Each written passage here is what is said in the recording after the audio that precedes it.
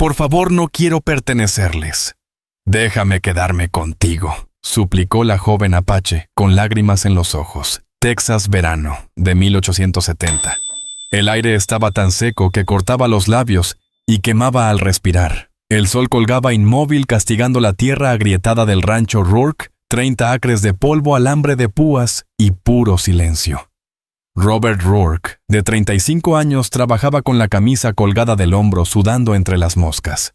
No se escuchaba nada, solo el crujir de la madera vieja y el viento soplando sobre la llanura. Hasta que algo cambió, un roce suave, un suspiro apenas audible. Se irguió y giró lentamente la cabeza hacia el pozo seco en la parte trasera del terreno, un círculo de piedra abandonado cubierto de hierbajos.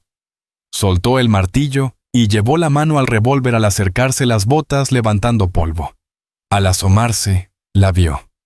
Era una chica, no una mujer, acurrucada en la sombra del pozo justo debajo del borde. Apache por el peinado trenzado, la piel tostada por el sol, y un brazalete de cuentas turquesa desgastadas. Su vestido estaba hecho jirones lleno de sangre y tierra seca. Sus ojos lo miraban como un animal atrapado brillando entre el miedo y la furia. Su voz reseca como hoja de maíz apenas salió. Por favor, no quiero pertenecerles. Déjame quedarme contigo. Robert se quedó helado. Todo su cuerpo le gritaba que se alejara.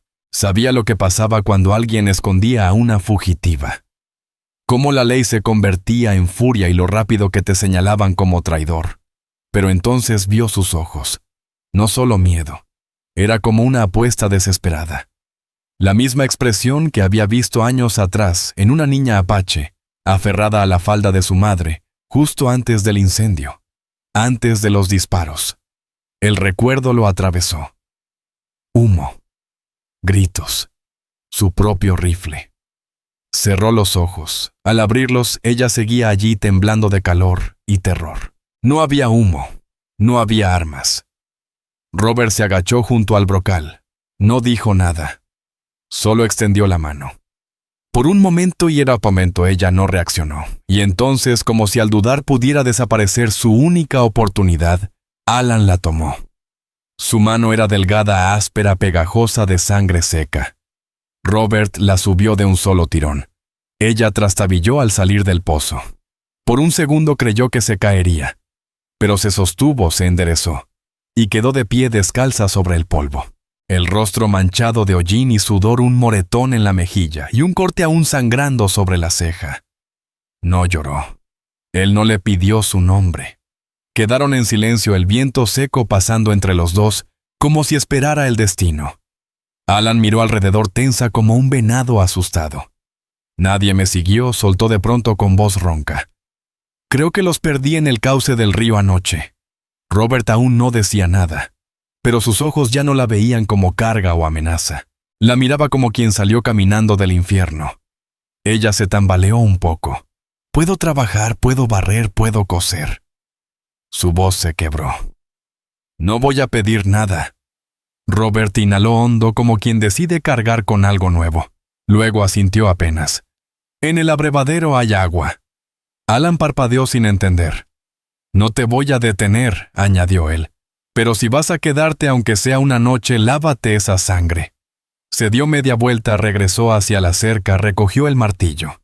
Detrás escuchó los pasos de ella, lentos, precavidos, siguiéndolo. Y desde el borde del pozo, un cuervo soltó un graznido seco. El pasado acababa de levantarse del polvo, y ninguno de los dos lo enfrentaría solo. Pasaron 2 días sin palabras. Alan se mantenía al margen. Se levantaba antes del alba, lavaba su ropa ensangrentada en el arroyo y barría la entrada sin que nadie se lo pidiera. Cuando Robert volvía del campo encontraba el hogar limpio, el balde lleno y los cuchillos sin óxido. Ella no hablaba salvo que le hablaran, y aún así respondía solo con asentimientos, como si esperara que le dijeran que se fuera. Para ella, ese lugar era solo un paréntesis. Un rincón prestado en un mundo que la vendía, la usaba y la desechaba. Robert la observaba sin decir nada. No le preguntó qué le había pasado ni quiénes eran esos a quienes no quería pertenecer. Reconocía la dureza de sus hombros, la firmeza de su quijada. La había visto antes en soldados que sabían que iban a su última batalla. Al tercer amanecer llegaron los jinetes. Eran 2 con chaquetas azul grisáceo, rifles a la espalda y placas opacas por el polvo. Inspectores locales de impuestos encargados de revisar los terrenos. Robert los vio desde el potrero y soltó una maldición. Regresó caminando con calma medida. Alan estaba junto a la cabaña enjuagando los platos del desayuno en una tina metálica. Lo vio y se quedó inmóvil. «Entra a la casa», dijo él en voz baja pero firme. «Por atrás». Ella no preguntó por qué. Obedeció. Al llegar los jinetes, uno bajó del caballo y se quitó el sombrero. «Rourke», dijo el más alto revisando un cuaderno pequeño. «Una revisión más del año. Puede confirmar sus posesiones ganado alguien viviendo en la propiedad». «Igual que el año pasado», respondió Robert. «2 caballos, una mula y yo solo». El oficial más joven entrecerró los ojos hacia la casa. Alcanzó a ver una figura femenina junto a la pared. Robert ni parpadeó. «Contraté ayuda. Ama de llaves. Ha sido un año duro». Los hombres se miraron de reojo. «Nombre», pidió el mayor levantando el lápiz. Robert dudó. Sus dedos se tensaron al costado. Luego con calma tomó el cuadernillo. Escribió con letra firme y medida. «Isla Negra». «Negra», repitió el agente. Robert le devolvió el registro. «Era el nombre de mi madre». «Era Cherokee». «La muchacha no tiene a dónde más ir», e hizo un silencio. Largo lo suficiente para que Alan, escondida tras la puerta trasera, sintiera que el aire se volvía soga. Finalmente el más joven se encogió de hombros. «Bueno, más vale que no dé problemas. Hoy en día muchas muchachas huyen de algo». La mirada de Robert se endureció. «No lo hará». Se marcharon al poco rato, dejando tras ellos una nube de tierra. Esa noche Isla se sentó cerca del fogón pelando frijoles. Robert pasó detrás con un manojo de hojas secas para encender la lumbre. Se detuvo un momento y sin voltear dijo: «Negra». Las manos de Alan se detuvieron. «Me diste un nombre», susurró. Robert no contestó de inmediato. Fue hacia la estufa, colocó las hojas secas y se agachó para alimentar el fuego. Las llamas se alzaron suaves, cálidas. «Necesitabas uno», dijo. Alan lo miró con la expresión de alguien que no espera quedarse. «No tienes que retenerme», dijo al cabo. «Sé que esto no es para siempre». Robert se irguió. Su rostro era difícil de leer, pero sus ojos serenos y antiguos brillaron un instante. «Te levantas antes que yo», dijo. «Mis botas están limpias, el café ya está listo. Solo no quiero que te arrepientas». Alzó la mano. «Yo no hago cosas de las que me arrepienta». Alan bajó la vista a sus manos. Aún tenía tierra entre los dedos y un moretón a medio sanar en la muñeca. Había cargado con demasiados nombres. Propiedad. Muchacha, fugitiva. Pero SS Negra había sido escrito con tinta frente a hombres con insignias. Tragó saliva. Cuando Robert salió del cuarto, Alan se quedó sentada en el suelo un buen rato. Más tarde ya, con la luna trepando sobre los cerros secos, se acercó en silencio a la ventana y tocó una esquina del marco. Allí, grabado con letras firmes y pequeñas, estaba otra vez el nombre: Negra. No era una promesa, pero era un comienzo. Para mediados del verano, la tierra reseca detrás de la cabaña había cambiado. Aline había trabajado en silencio cada mañana antes del amanecer. Quitaba piedras, removía el suelo árido, mezclaba ceniza del fogón con estiércol de caballo y restos de comida. Sus manos sangraban las uñas negras de tanto excavar. Pero poco a poco, y con terquedad, la vida volvió. Una franja estrecha de calabazas, elote y ejotes surgió junto a la cerca, desafiando a quienes decían que esa tierra no servía. Los del pueblo lo notaron. Algunos se acercaban a caballo fingiendo revisar cercas o buscar animales perdidos. Pero sus ojos se quedaban en Aline más de la cuenta. «El coyote aprendió truco nuevo», murmuró uno, escupiendo al costado ya hasta siembra. Otro más ruidoso: «Esa india está haciendo brujería. No es normal que algo crezca en puro polvo». Los rumores crecían. En la tienda del pueblo, Robert escuchó a un ranchero decir: No le confíes a esa india, esa tierra no florece a menos que esté maldita. No dijo nada. Pagó sus clavos y el azúcar y se fue. Pero Eileen también escuchó. Una tarde, mientras cuidaba los ejotes, 3 niños de no más de 10 años se acercaron a la cerca. Le lanzaban piedritas riendo. «Oye, india, ¿les hablas a tus plantitas o qué?» Una piedra le dio en el brazo, se estremeció, pero no levantó la mirada. Las risas seguían. Hasta que Robert salió del granero con el martillo en la mano. No dijo nada. Solo se paró detrás de Eileen, firme como una roca, su sombra cubriendo la tierra. Los niños se quedaron tiesos y huyeron. Eileen no se dio vuelta. Pero esa noche colocó una pequeña corona de pasto seco y salvia sobre la ventana de la cocina. No era adorno. Era una señal. Un símbolo que decía: este es un sitio. Este es mío.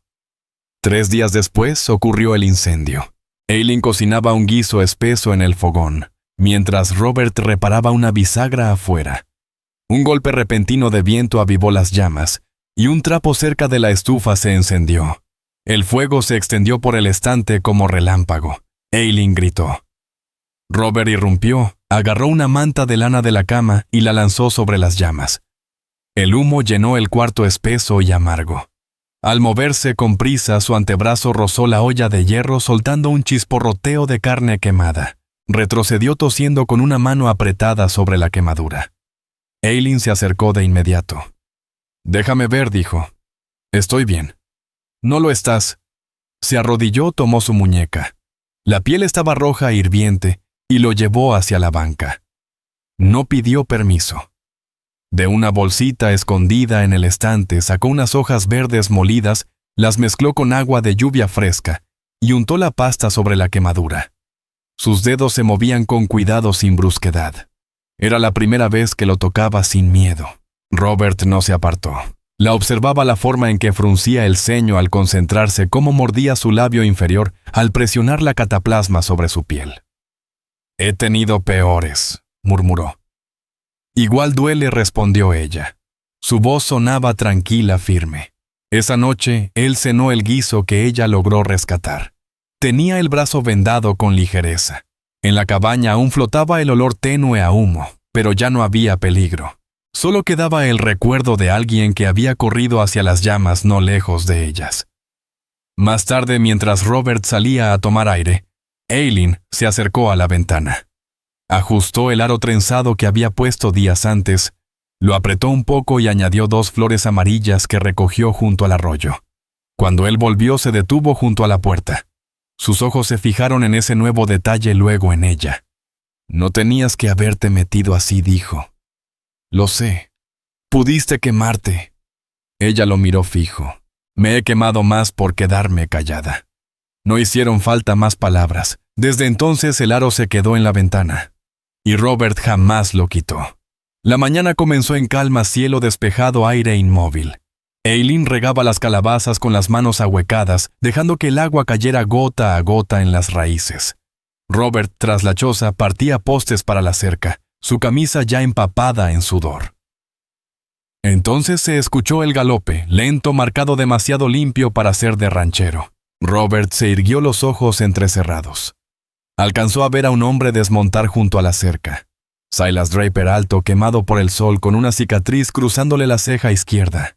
Vestía cuero negro, espuelas de plata brillando al sol. La sonrisa torcida parecía tallada en piedra. Eileen se quedó inmóvil al verlo. El agua se le escurrió de las palmas. «Buenas tardes», dijo Draper con voz arrastrada, apoyando con desgano la mano sobre la pistolera en su cadera. «Me dijeron que tienes algo que no es tuyo». Robert avanzó todavía con el hacha en la mano. «Ella no te pertenece», soltó seco. «Vamos, hombre», dijo Draper ladeando la cabeza. «¿Sabes cómo funciona esto? Propiedad es propiedad. Yo pagué buen dinero». La chica se fugó. «Así son las cosas. Vengo a recogerla». «Lárgate», dijo Robert. Draper rió, no fuerte, sino con ese tono lento y cruel de quien disfruta del miedo. «No sabía que ahora eras predicador, Rourke». La última vez que supe, eras de los nuestros. No cazabas apaches por recompensa. 50 por cabellera. La mandíbula de Robert se tensó. El mango del hacha crujió bajo sus dedos. Draper dio otro paso. Curioso cómo algunos olvidan la sangre que tienen encima cuando hay una mujer mirando. Pero la verdad es esta. Los tipos como nosotros no nacimos para ser santos. Somos cazadores. Siempre lo fuimos. Vete, gruñó Robert. Podría acusarte, respondió Draper encogiéndose de hombros, por encubrir a una fugitiva, una salvaje además. Pero soy generoso, lo dejo fácil. Véndemela otra vez. Hasta te doy tu parte. A sus espaldas, Eileen se quedó quieta como piedra. Su respiración corta, vio el temblor en los hombros de Robert. No era miedo, era furia, de la que alguna vez tiñó campos de batalla.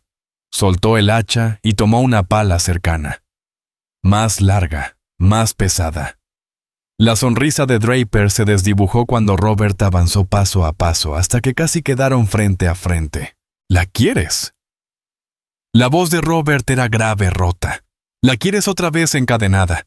¿Crees que no te entierro tan hondo que ni los coyotes te encuentren? Apretaba la pala con ambas manos. Los nudillos se le pusieron blancos. La mano de Draper fue hacia su revólver.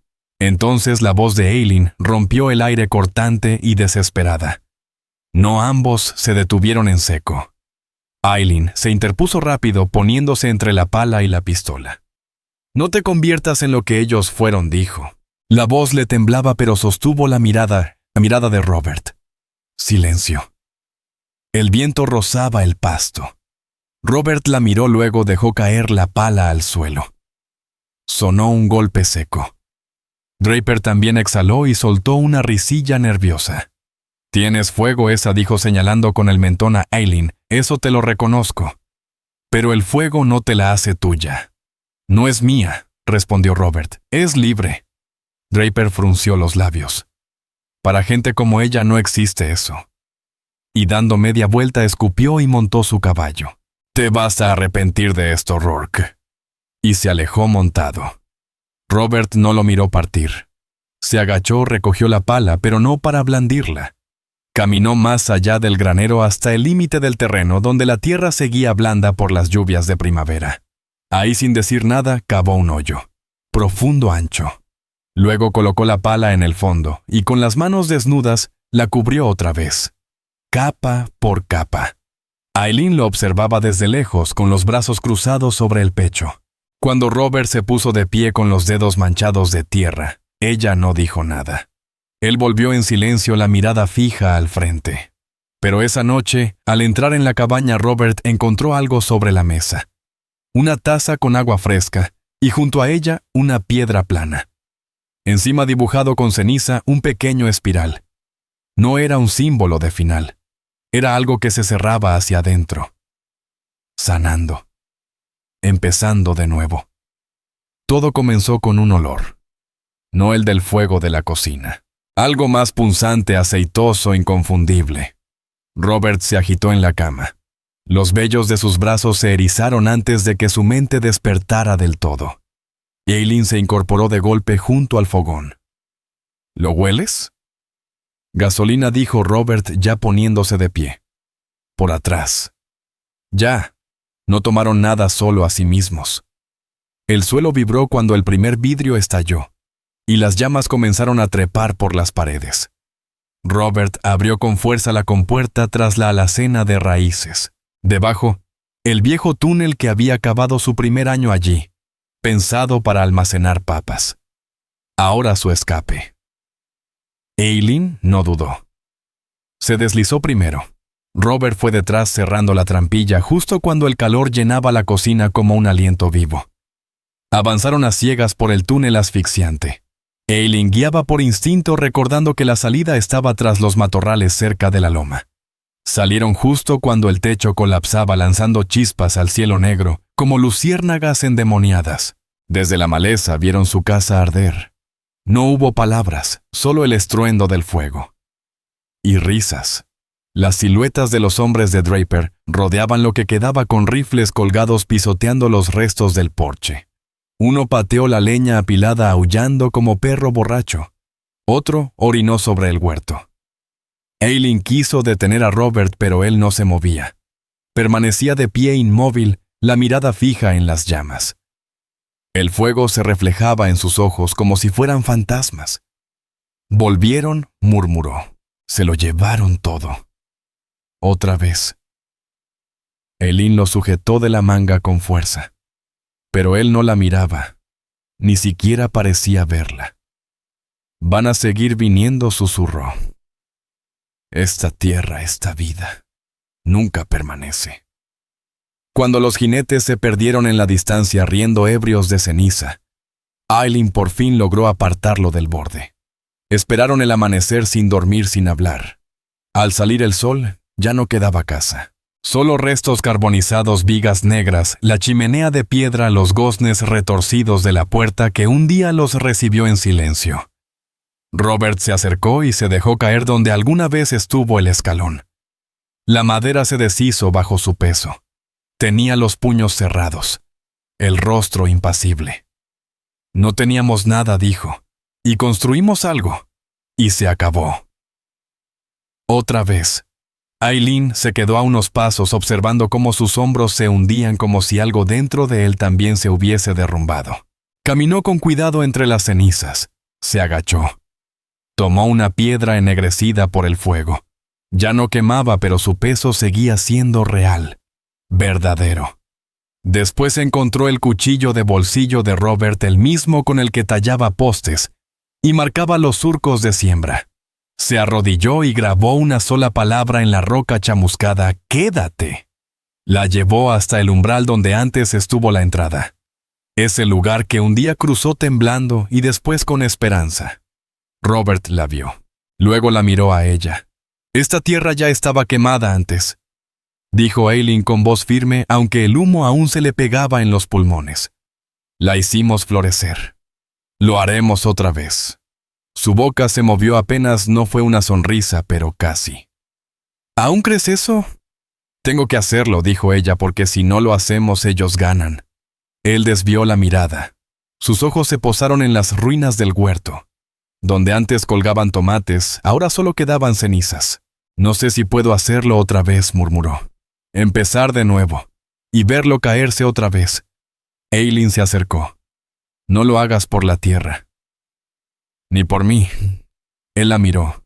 Hazlo para poder decir que no te quebraron. Un silencio. Luego un respiro. Y entonces él extendió la mano y tomó la suya. Era la primera vez que ella veía sus dedos temblar. Quedaron juntos así dos figuras calcinadas frente a un mundo hecho brasas, pero erguidos, vivos y decidiendo.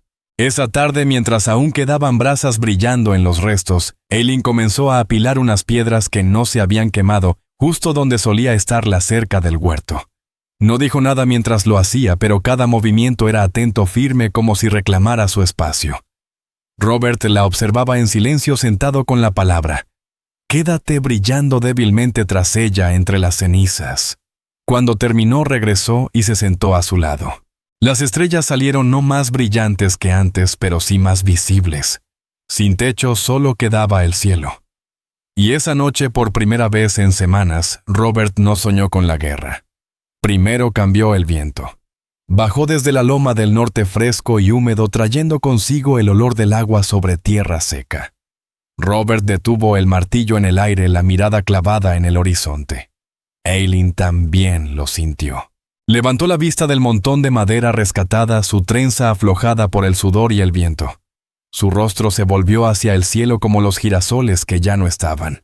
La primera gota cayó en el dorso de su mano. Luego otra. Y después llegó. Una lluvia suave y constante empapó la tierra manchada de ceniza. No corrieron. No buscaron refugio. Se quedaron ahí con los ojos cerrados.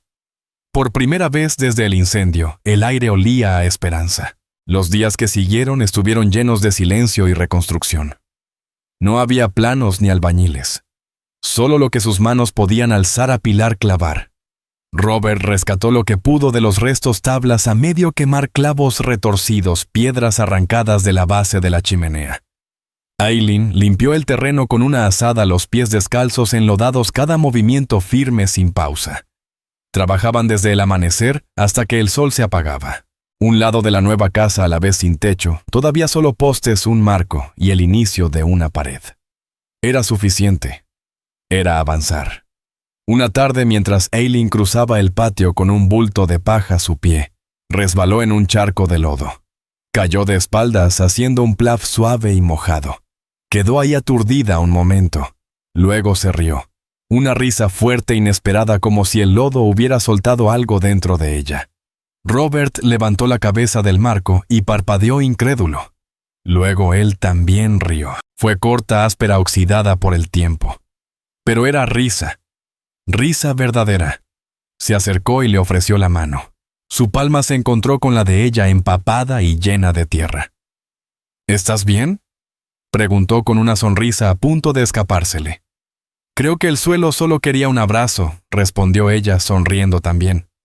Esa misma tarde, cuando la última luz pintaba el cielo de lila, alzaron una viga sobre el marco principal, el soporte del techo tallado del pino más grueso que Robert pudo encontrar. Lo clavó en su sitio con golpes lentos y precisos.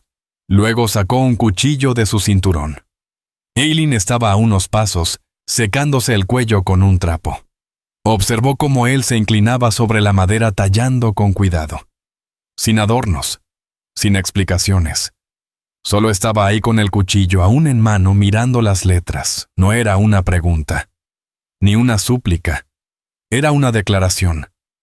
Estás aquí. Perteneces.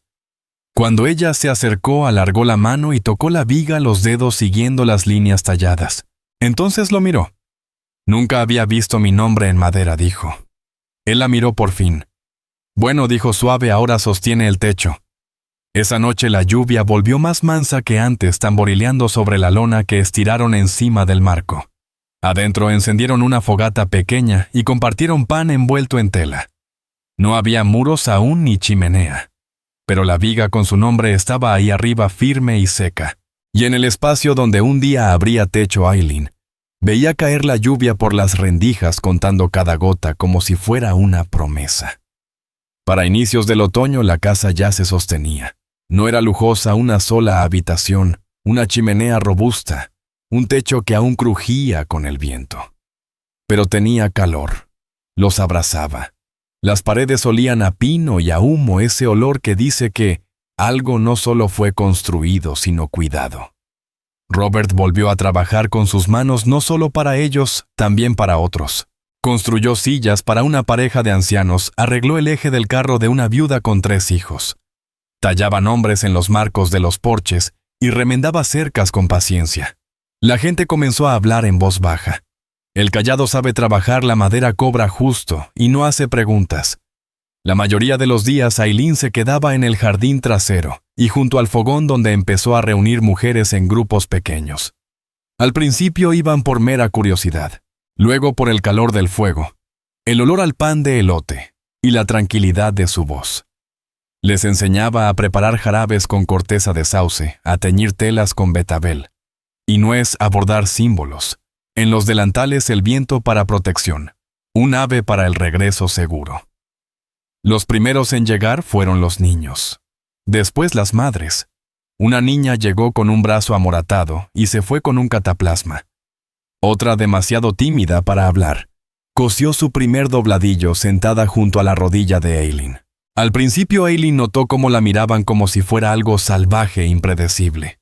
Pero cuando la pequeña Maggie Pearson tosía menos, y doña Boyd logró terminar su colcha sin romper el hilo, el miedo fue perdiendo fuerza. Empezaron a llamarla hija del sol, no muchacha, no india. Hija del sol, un nombre que se sentía como luz. Una tarde después de que los niños se fueron, Eileen estaba sentada en la mesa terminando de coser una pequeña bolsa de tela para el cumpleaños de una niña. La puerta chirrió al abrirse tras ella. Robert entró con algo envuelto en arpillera. Yash, dijo ella. Él no respondió, solo pasó junto a ella y dejó el paquete sobre la mesa. Lo desenvolvió. M.T.C. Bodaviau, el hijo de Robert. Era un cuenco. Hecho a mano esmaltado con relieves irregulares, sencillo pero firme, pintado por dentro en tonos ocres suaves un sol, y debajo una mano.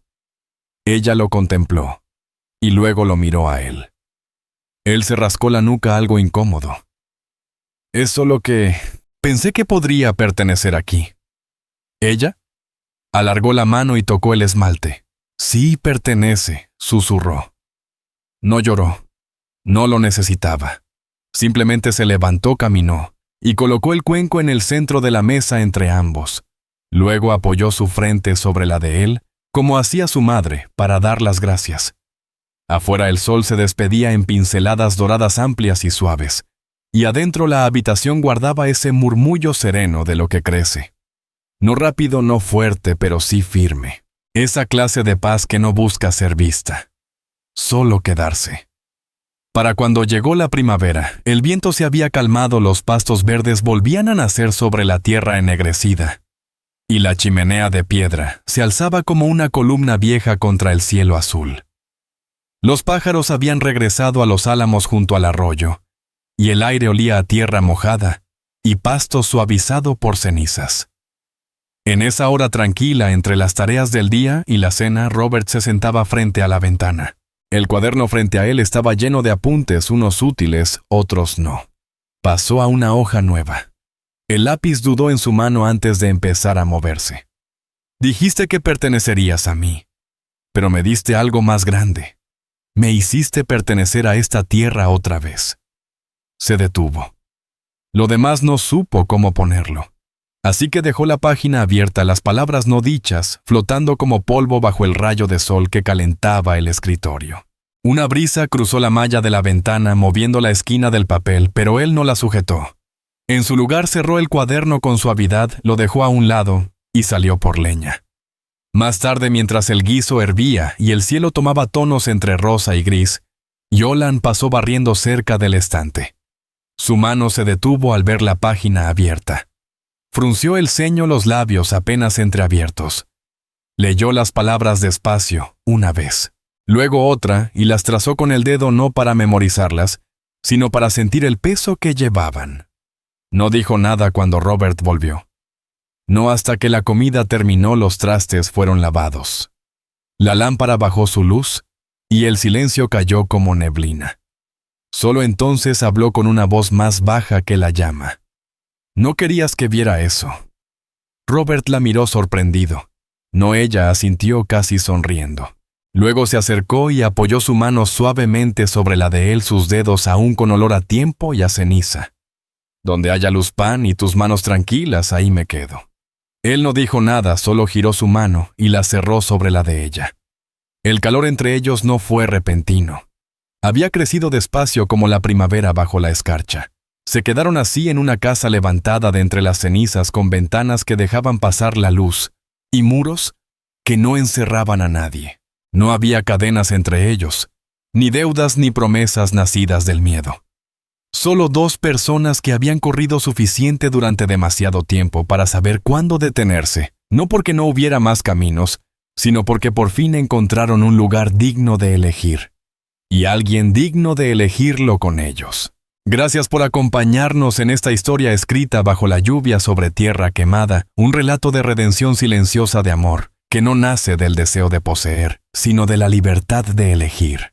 Si el viaje de Eileen y Robert te tocó, si sentiste la herida de la ceniza y el florecer del girasol, si crees que sanar a veces no viene con trueno, sino con quietud, entonces no te vayas todavía. Suscríbete a Leyendas Vaqueras, donde cada historia es un latido del pasado, nacido del polvo, el peligro y la devoción. Dale clic al botón de suscribirte, activa la campanita para no perderte ninguna historia. Y comparte este video con alguien que aún cree que el amor puede renacer incluso desde las cenizas.